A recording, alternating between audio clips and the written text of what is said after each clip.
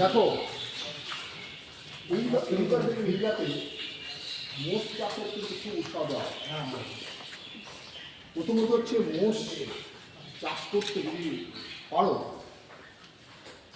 খরচা অনেক কম কিনা।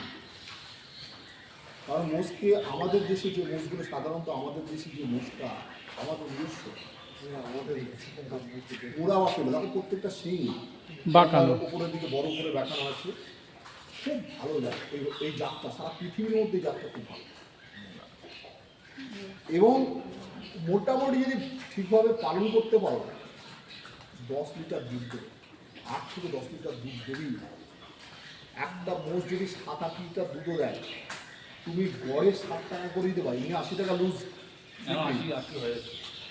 মানে আমি বলছি 60 টাকা করে যদি পাও, মানে 10 লিটার দুধ এবেলা বলে 600 টাকা ওখানে আসবে। ওখানে একটা মোষ থেকে 18,000 টাকা আসবে। 18 খুব কম করে বললাম, 18-20,000 টাকা। এবং মোষটা যখন তোমরা বিক্রি করবে তখনও 80,000 1 লাখ মিনিমাম দাম আছে।